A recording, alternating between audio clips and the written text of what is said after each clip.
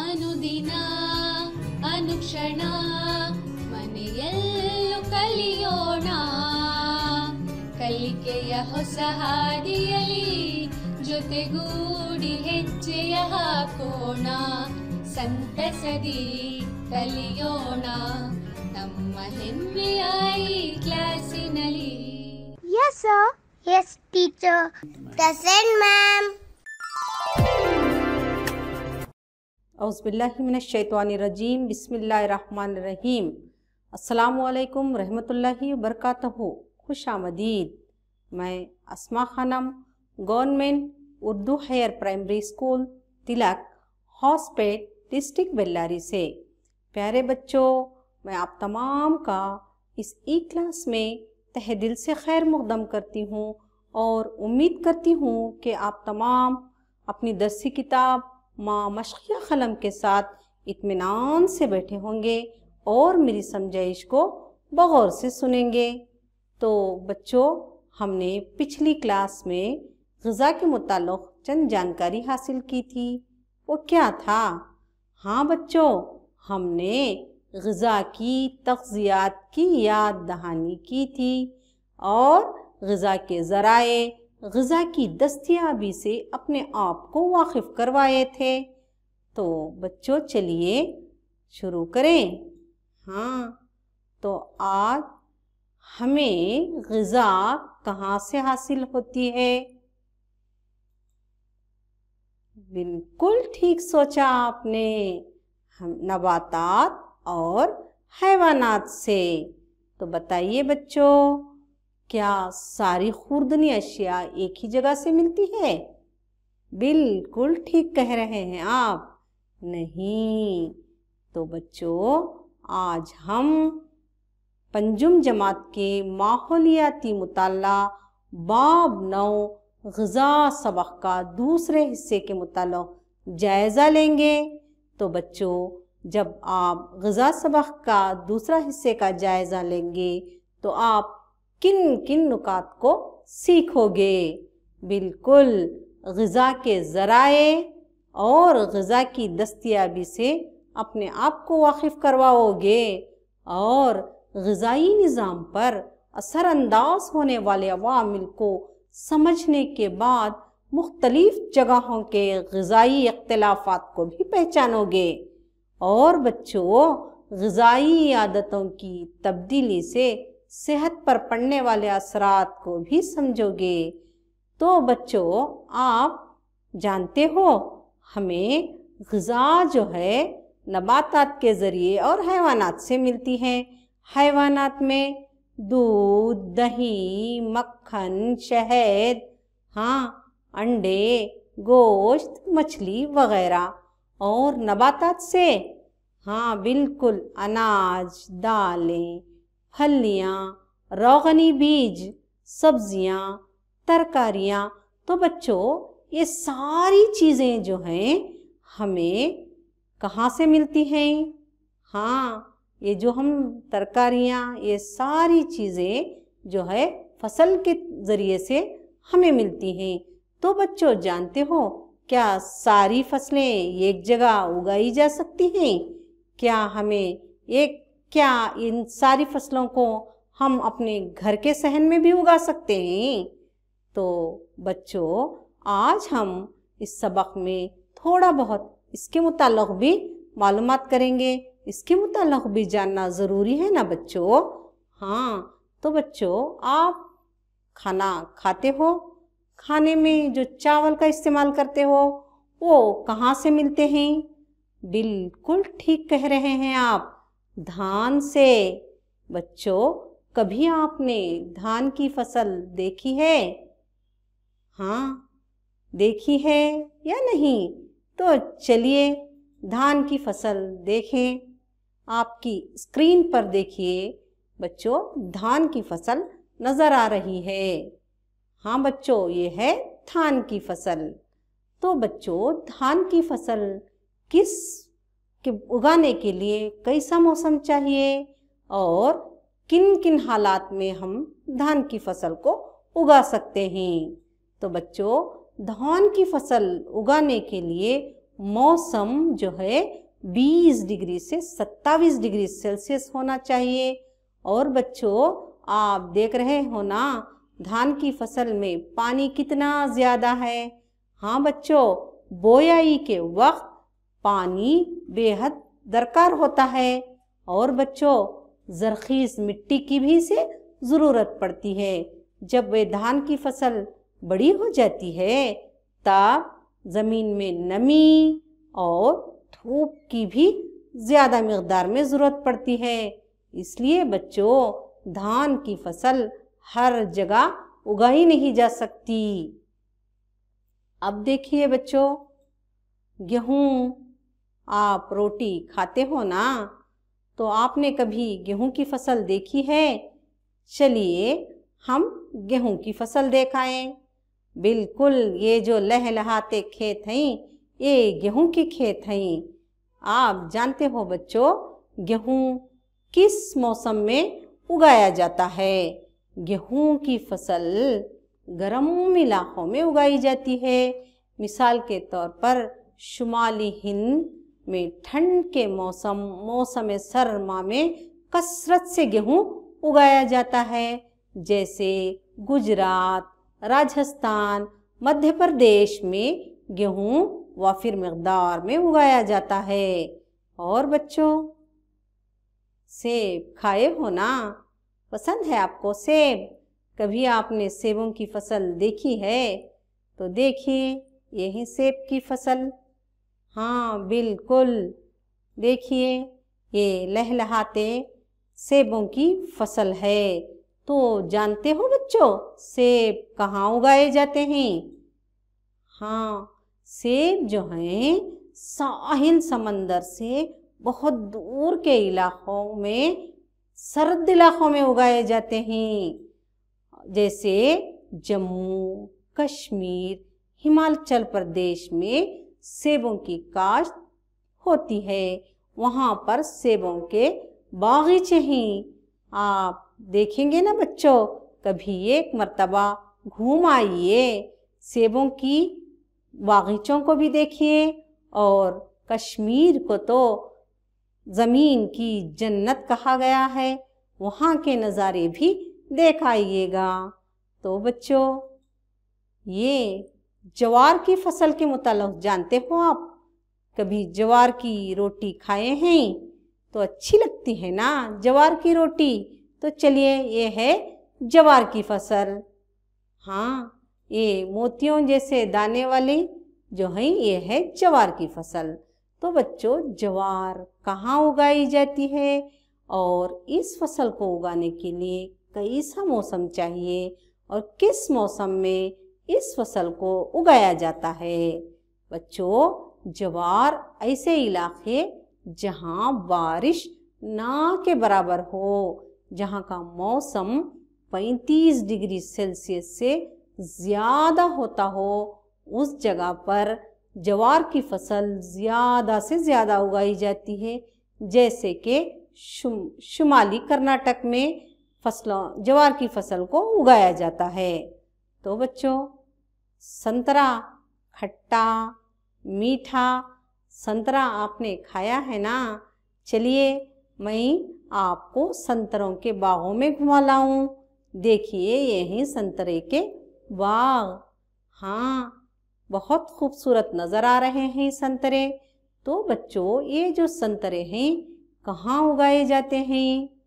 बिल्कुल, ये संतरे उगाने के लिए गर्म मौसम और सूखी ज़मीन की ज़रूरत पड़ती है। जैसे कि नागालैंड और महाराष्ट्र में संतरों की फसल उगाई जाती है।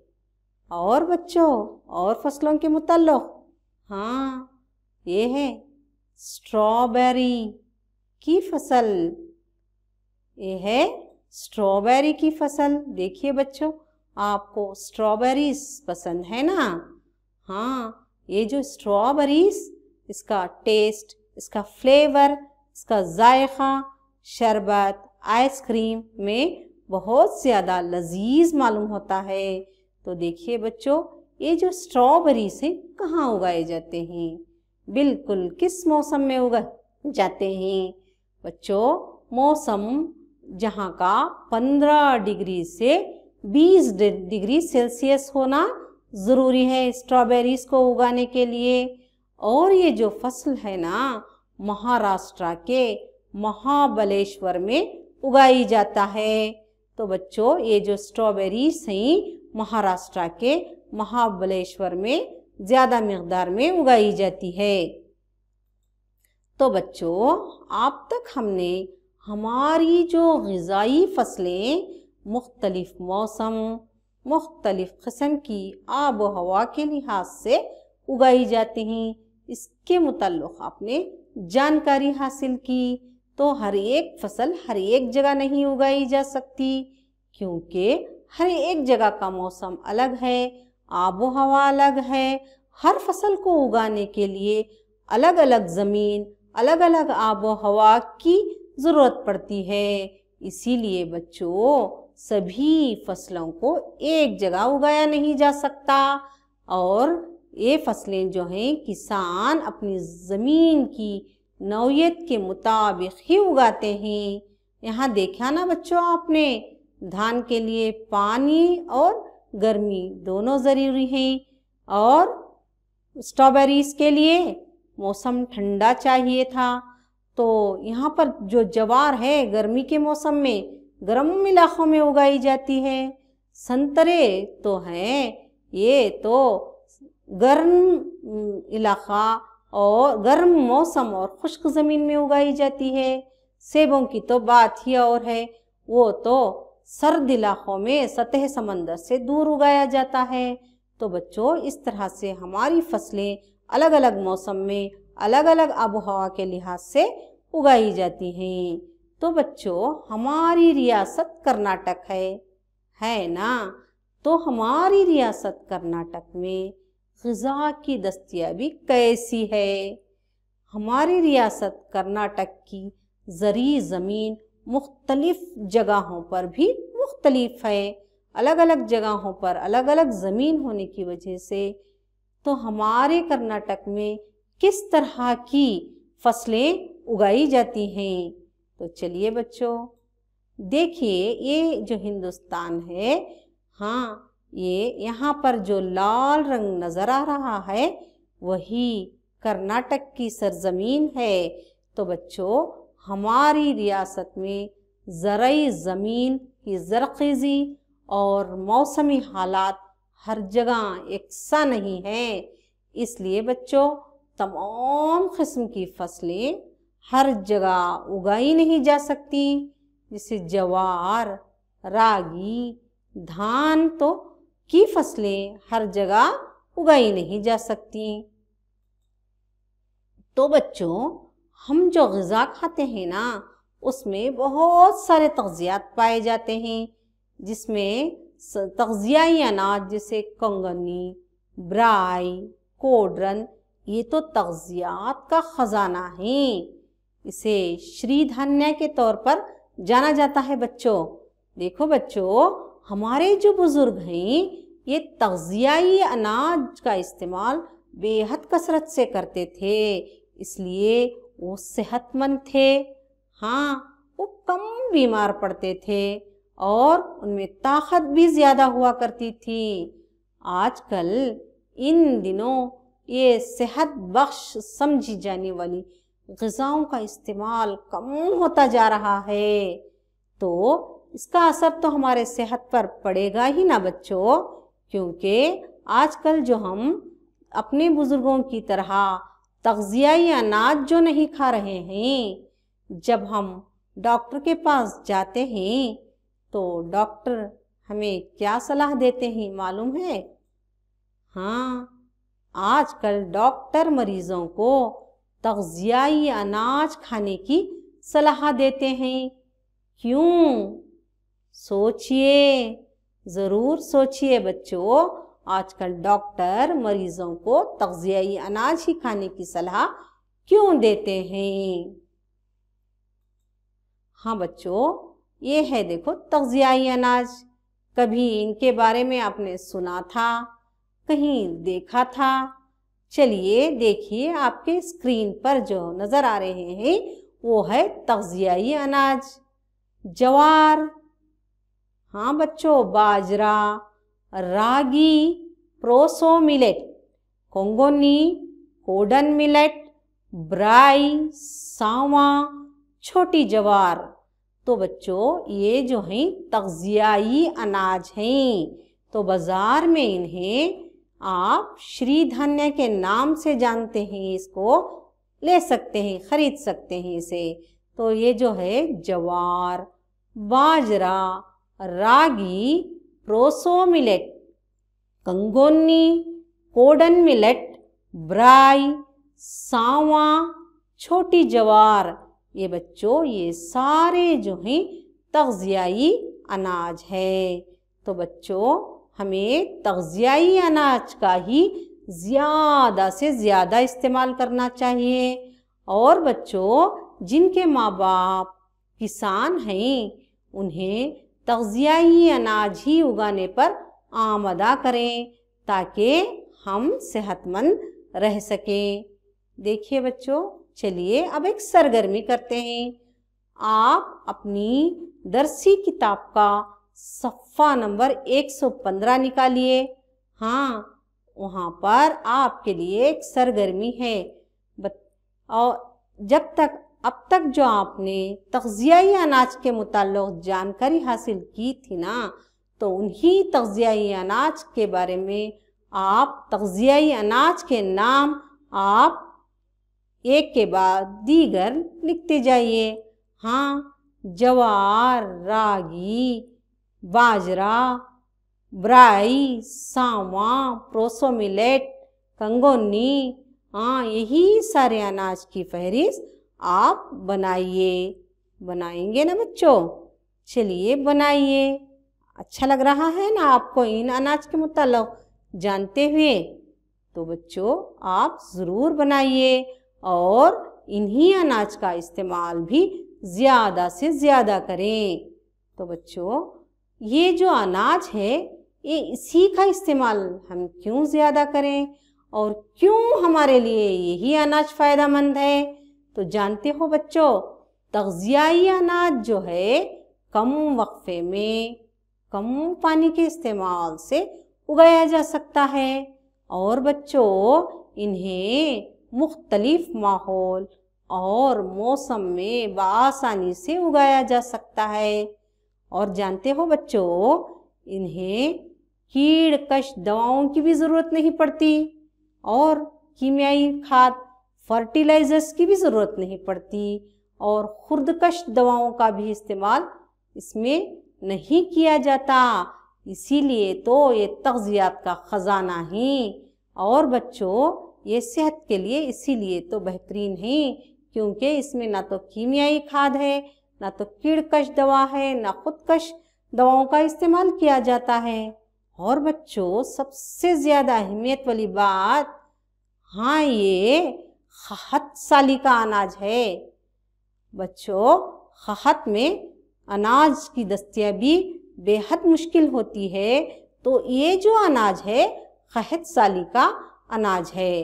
बच्चों ये जो अजनास हैं ये जिनमें काफ़ी मकदार में तग़ज़ियात भी पाए जाते हैं और आसानी से हमें मिल भी जाते हैं, तो इन्हीं तग़ज़ियाई अनाज का हम ज़्यादा से ज़्यादा इस्तेमाल करना चाहिए। और बच्चों आप जानते हो, कभी आपने सोचा है, देखिए बच्चों हमारी आबादी दिन ब दिन बढ़ रही है और ज़री ज़मीन में पैदावार तो उतनी ही होती है ना। कभी आपने सोचा है? सोचिए बच्चों, दिन ब दिन में आबादी में तो इजाफा हो रहा है ना। क्या इसी तरह से हमारी ज़री ज़मीन भी बढ़ रही है? हाँ नहीं ना।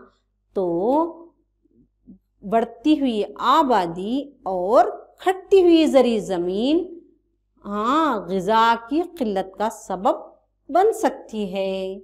तो ऐसे में हमारी सरकार जो है ग़िज़ा की फराहमी करने के लिए चंद एक कदम उठाए हैं। वो क्या क्या हैं, जानेंगे बच्चों? बिल्कुल। हाँ बच्चों, आप लोगों के लिए ग़िज़ा की फराहमी को यकीनी बनाने के लिए हमारी हुकूमत ने चंद इक़दाम उठाए हैं। स्कूलों में दोपहर का खाना दिया जाता है। हाँ ना बच्चों, किसी स्कूल में खाना बनाते हैं, कहीं पर स्कॉन के ज़रिए आता है, और इसके साथ साथ स्कूलों में दोपहर के खाने के साथ साथ दूध भी दिया जाता है। जानते हो बच्चों, ये इस तरह से क्यों कर रहे हैं? क्योंकि बच्चों ग़िज़ा की क़िल्लत जो है, ग़िज़ा की कमी हमारे पढ़ाई में कभी भी रुकावट ना बने, आपकी पढ़ाई के लिए रुकावट का सबब कभी भी ना बने। आप जो हैं आने वाले दिनों में सेहतमंद रहें और ज़िम्मेदार शहरी बने। तो बच्चों इसलिए दोपहर का खाना दिया जाता है। और बच्चों, और आम अवाम के लिए राशन की दुकानों में वाजिब दामों पर खुर्दनी अशिया की भी सरबराही की जाती है। वो किस तरह से? राशन की दुकानों पर वाजिब दामों पर किस तरह से हुकूमत सरबराही करती है? चलिए मालूमात करें। हाँ, तो हुकूमत जो है किसानों से ग़िज़ाई अशिया ख़रीद कर गोदामों में महफूज करती है और राशन की दुकानों में सरबराही करती है। और बच्चों, फिर हर कोई ज़ख़ीरा अंदोज़ी कर सकता है, निजी व्यापारी हाँ नहीं कर सकता। ताजिरों की गैर ज़रूरी ज़ख़ीरा अंदोज़ी को रोकने के सिलसिले में भी हुकूमत ने कई इक़दाम उठाए हैं। इस तरह कोई भी गैर ज़रूरी ज़ख़ीरा अंदोज़ी नहीं कर सकता। और बच्चों सोचिए, स्कूल में अगर दोपहर का खाना और दूध देने के फ़वाइद क्या हैं? बिल्कुल आप सोचिए और अपनी नोटबुक में ज़रूर लिखिए। चलिए बच्चों, अब एक सरगर्मी करें। जब सारी ग़िज़ाई अशिया हमें मैसर हों तो खाना बनाना आसान हो जाता है। तो आपकी अम्मी भी खाना बनाती हैं ना, तो दोपहर में, नाश्ते में, हाँ रात के खाने में, जब मेहमान हमारे घर पर आते हैं तब कौन सा खाना बनाते हैं? ईद बरात के मौक़ों पर भी कौन सी खाना बनाया जाता है? हाँ बच्चों, और बच्चों आपकी ग़िज़ा मौसम के लिहाज से भी तब्दील होती है। गर्मी के मौसम में आप कौन सी ग़िज़ा खाते हो? बरसात और मौसम सरमा में भी कौन सी ग़िज़ा खाते हो? तो मौसम गर्मा में हम ठंडी ठंडी शरबत, लस्सी, हाँ नारियल पानी का ज़्यादा इस्तेमाल करते हैं। बरसात के मौसम में गरम गरम चाय, गरम पकवान, मौसम सरमा और मौसम बरसात में ज़्यादातर हमें गरम गरम ग़िज़ा अच्छी लगती है। तो बच्चों आपके किताब के सफ़ा नंबर 118 पर भी और एक सरगर्मी दी गई है। देखिए बच्चों, यहाँ पर तो पड़ोस की ग़िज़ा के मुताल्लिक़ पूछा गया है। आपके पड़ोस के घर में कौन सी ग़िज़ा बनती है? आपके गाँव की मुश्तरक ग़िज़ा कौन सी है? आपकी ज़िले की मुश्तरक ग़िज़ा कौन सी है? आपके गाँव की, पड़ोस की। तो बच्चों गाँव की और ज़िले की मुश्तरक ग़िज़ा, जैसे मैसूर में मैसूर पाक और धारवाड़ का पेड़ा जैसा मशहूर है, आपके ज़िले और गाँव में भी कौन सी ग़िज़ा मशहूर है, इसके मुताल्लिक़ लिखिए। और बच्चों कर्नाटक के मुख्तलिफ जगहों में मुश्तरक ग़िज़ाएँ, तो शुमाली कर्नाटक में क्या खाते हैं? जवार की रोटी, बैगन भरे हुए और सब्जियां खाते हैं। जुनूबी कर्नाटक में, हाँ बच्चों, जुनूबी कर्नाटक में खाना, सांबर, रसम, सब्जियां और मिठाई खाते हैं। और साहिली कर्नाटक में बच्चों बिल्कुल मछली कहते हैं। साहिल समंदर की मछली बहुत मज़ेदार होती है। तो बच्चों खारे पानी की मछलियाँ मज़ेदार भी होती हैं और वहाँ पर ज़्यादातर समंदरी ग़िज़ा का ही इस्तेमाल होता है। और बच्चों, मलनाड के इलाक़ों में ज़्यादातर पूरियाँ, रोटी, सब्ज़ी, तरकारियाँ और मिठाई का इस्तेमाल ज़्यादा किया जाता है। तो बच्चों, ग़िज़ा की दस्तयाबी कैसी है? हालांकि हम सब एक ही रियासत वाले हैं, जिस इलाक़े में हम बसते हैं वहाँ का मौसम और वहाँ मिलने वाली, उगने वाली ग़िज़ाई अशिया पर हमारी ग़िज़ाई तरीक़े का इन्हिसार होता है। और बच्चों, ख़ानदान के मख़सूस रिवायात और अक़ायद हमारी खाई जाने वाली ग़िज़ा का फ़ैसला करते हैं। बच्चों, जानते हो हमारी ग़िज़ा मौसम जैसे गर्मी, बरसात, सर्दी के लिहाज से भी बदलती रहती है। और बच्चों, हमारी रियासत की ज़री ज़मीन भी अलग अलग है, वहाँ का हर एक जगह का मौसम भी अलग है। इसलिए बच्चों, तमाम फसलें एक ही जगह नहीं उगाई जा सकती। जैसे कि ज्वार, रागी, धान वगैरह की फसलें हर जगह उगाई नहीं जा सकती, क्योंकि हमारी रियासत की ज़मीन अलग अलग है। तो बच्चों, यहाँ पर देखिए, एक सरगर्मी है आपके लिए।